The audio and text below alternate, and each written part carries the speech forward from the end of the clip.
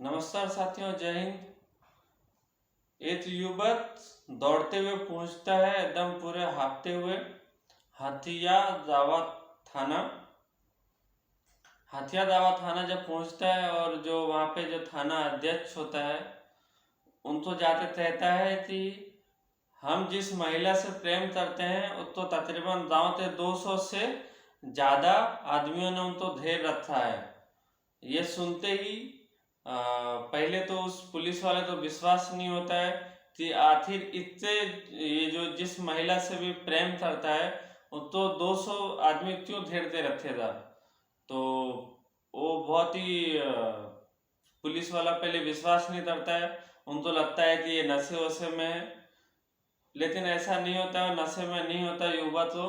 और वो फिर वो अपना बात बताता है कि हम इब्राहिम इब्राहिमपुर गांव से भागते हुए आए हैं, जो तकरीबन जो हाथी दावा थाना है वहां से तकरीबन 4-5 किलोमीटर होता है, तकरीबन 5 किलोमीटर के आसपास होता है। और इब्राहिमपुर से भागते हुए दौड़ते हुए आदमी जो जो लड़का जो होता है वो हथियाबाद थाना पहुंचता है और जानते हैं कि आखिर क्या घटना हुआ था। फिर वहाँ पे जब पुलिस पहुंचती है तो फिर कितने लोगों पे एफआईआर दर्ज होता है। और इस मामले तो आप किस नज़र से देखते हैं, ज़रूर आप अपना राय कमेंट बॉक्स में ज़रूर दें।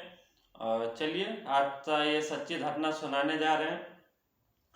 यूपी का प्रतापगढ़ इलाका, वही इलाका जो आप सुनते हैं, बहुत ही चर्चित नेता है वहाँ पे बाहुबली, राजा भैया जिनके बिना मर्जी का एक पत्ता भी नहीं हिलता है, उसी का ये इलाका लगता है इब्राहिमपुर। और थाना हथियावा भी उसी इलाके में पड़ता है। और ये मामला जस्ट मतलब जो प्रतापगढ़ है और राजा भैया घर से महज सिर्फ 8 से 10 किलोमीटर तक रेंज में ही पड़ता है ये।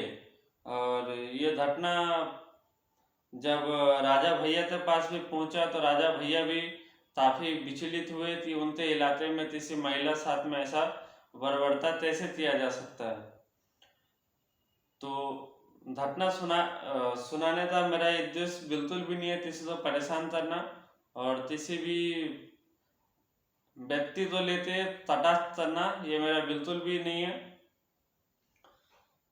दरअसल होता यूं है कि महिला और उनके सास ससुर और उनका एक बेटा और 2 बेटी, ये सब साथ में रहते थे।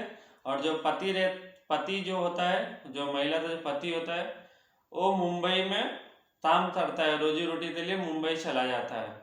तो दरअसल जब सालों साल बाहर रहने की वजह से वो अपने आप तो अकेला फील करता है। और बच्चे सब जो होते हैं महिला के, एक बड़ा बेटा होता है जिसका उम्र 16 साल होता है। और जो बेटी लोग होती है उसका उम्र किसी का 4 साल, किसी का 3 साल होता है।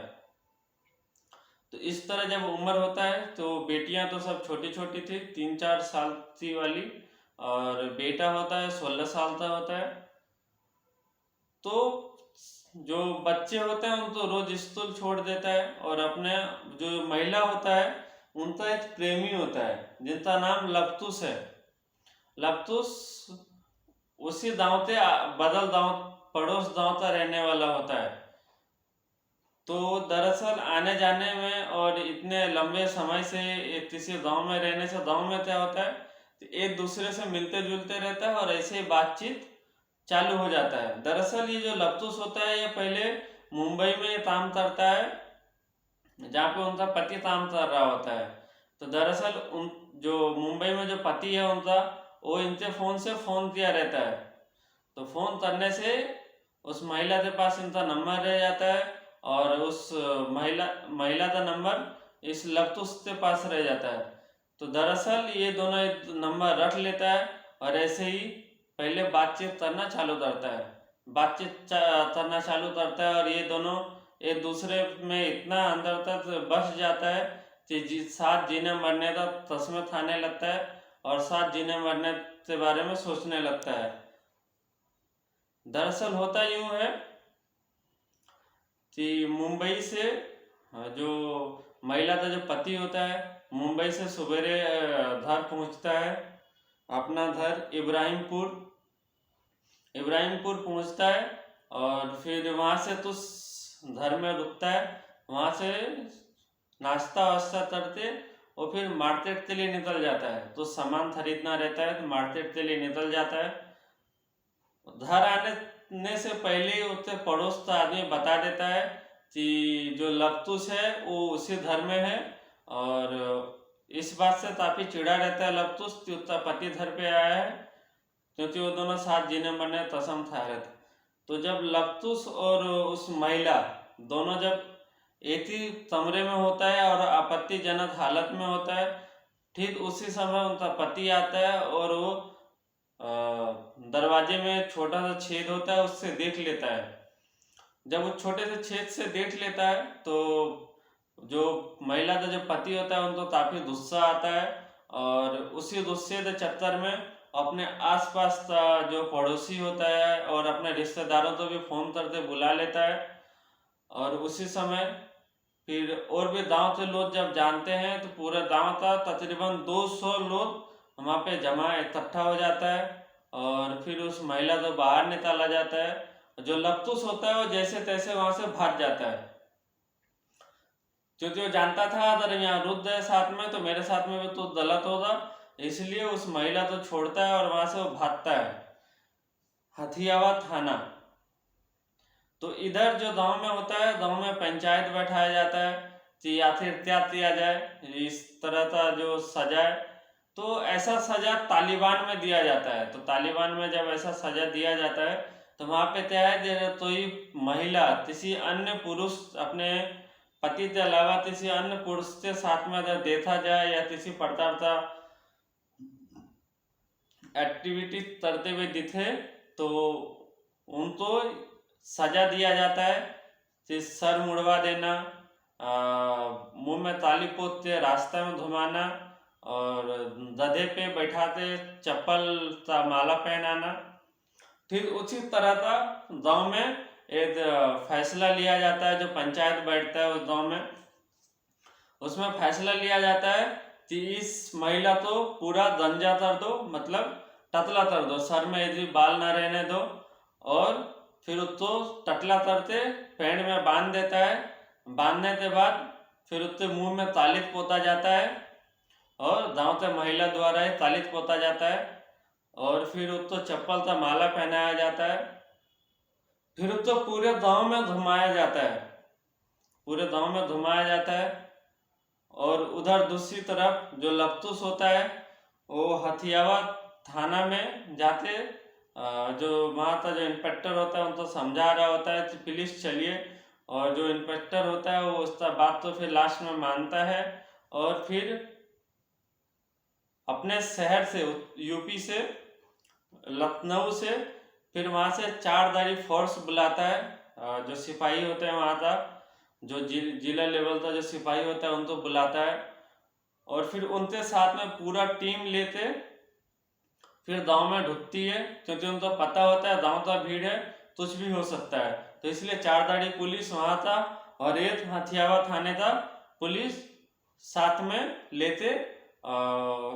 जो इब्राहिमपुर जो गांव होता है, महिला का गांव, वहाँ पे पहुँचता है, देखता है कि महिला तो गांव वाला घेर के रखा है और पेड़ से बांधा है, दंदा दंदा गाली दे रहा है और तो परेशान किया जा रहा है, वीडियो बनाया जा रहा है। तो इस तरह का घटना जब सामने आता है तो जो पुलिस ऑफिसर होता है वो भी विचलित हो जाता है और फिर उसी में जैसे तैसे करते, क्योंकि ये सब जो भी होता है ये क्राइम है कि आप किसी को भी ऐसे बांध के तकलीफ कर देना या टॉर्चर करना या इस प्रकार का किसी भी चीज जो समाज में किसी को नीचा दिखा सकता हो, किसी साथ में तो ये जाति हो रहा हो, तो ये सारे क्रिमिनल ऑफेंस में आता है। तो इस मामले में जो होता है, तो दरअसल उसी समय तो बेटी 3-4 साल की होती है, वो अपना बचपन में खेल रहा होता है और जो 16 साल का बेटा होता है उन तो खोजा जाता है, तो गाँव का भीड़ ने उनके साथ तो कुछ नहीं किया। तो दरअसल जब वो तो चप्पल था, माला पहना थे, उसकी माँ तो जब घुमाया जा रहा था, तो उनका जो बेटा होता है उनका नाम दुर्देश होता है।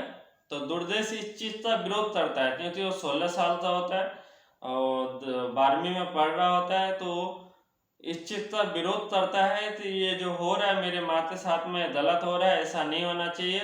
गाँव का भीड़ के साथ में उनका तू तू मैं चालू होता है। तो गाँव में जो आदमी होता है उनको उठाते रूम में बंद कर देता है और बाहर से ताला मार देता है।